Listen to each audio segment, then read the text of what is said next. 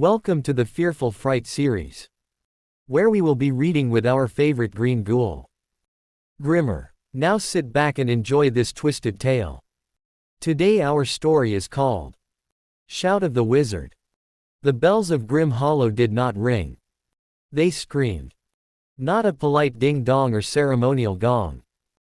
The towers howled like offended ghosts and every window in the school slammed open at once. Graduation day had arrived. Merlin woke face down on a textbook titled Advanced Magical Catastrophe Avoidance while Bryn threw a pillow at his head. "Wake up, almost wizard," she said. "You either graduate today or explode trying." Merlin lifted his face. Ink covered one cheek. A tiny illusionary goat grazed on his hair. "Did I pass alchemy?" he mumbled. From the desk behind him, Lydia's skeleton raised a sign reading "You set the water on fire again." "So that's a maybe." Thorn stood in the corner, arms folded, shadows gently applauding his suffering.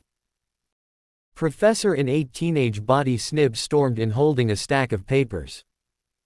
"You are all catastrophes," he snapped. "And yet, you survived 4 years. Which means the world is now legally responsible for you."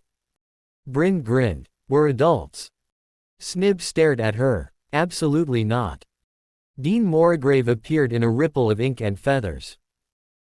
"Students," she announced happily, "today you either master your magic, or your magic masters you." A trapdoor opened beneath the courtyard. "Please fall in an orderly fashion." They did. Merlin landed on black stone under a sky that was not sky, a swirling red void filled with distant memories. One by one, students appeared across the arena, each in their own reality. Bryn vanished into a maze of mirrors. Thorn into a world made of night. Lydia into a garden of skeletons waving politely. And Merlin stood in his village again. Eildor. Smoke drifted through the streets. The same day. The same screams. His father stood beneath the blood moon, half man, half demon, claws dripping. "You came back," the creature said gently. Merlin's voice shook. "This isn't real." "Everything that shaped you is real," his father replied. The villagers ran past him, but through him. "Memories, not people." "You've spent years learning spells," the demon said. "But not learning yourself." The moon grew larger. "You fear becoming me." Merlin swallowed. "I won't." "You already are." His hands glowed red. Claws began forming. Bryn punched her reflection. The reflection punched back. "Okay," she said, nose bleeding. "So this is a feelings problem." Hundreds of mirrors surrounded her, each showing a different life she could have lived if she stopped running and stealing. One showed her as a queen. Another as a baker. Another dead. She stared at them. "I pick this one," she said, pointing at the messy, stubborn version holding a dagger and a friend. All mirrors shattered. Lydia sat at a table full of skeletal figures. Her long-dead parents among them. "You always feared death," they told her. She took their hands gently. "I don't control death," she said softly. "I help people say goodbye." The bones bloomed into flowers.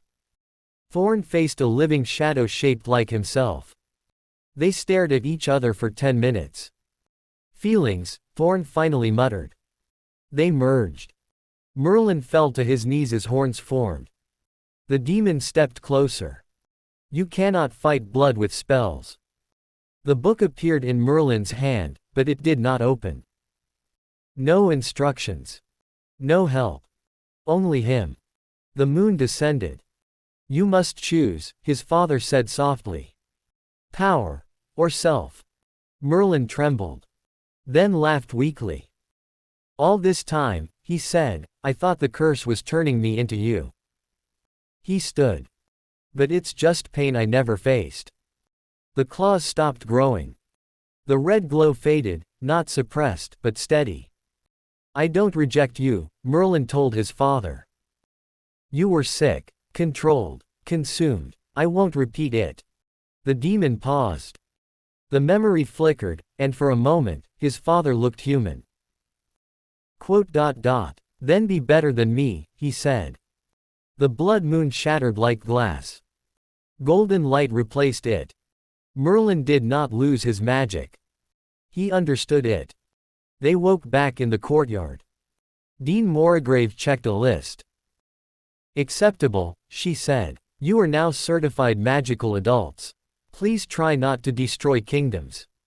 The ground rumbled. Everyone sighed. Already? Bryn asked. The sky turned red. The blood moon was rising for real. And beneath the school, something ancient woke, the source of the curse tied to Merlin's family. The collector returned, no longer a hedgehog, now a towering being of bone and crown. Bloodline complete, it echoed. The heir has accepted power. Merlin stepped forward. I accepted myself, not you.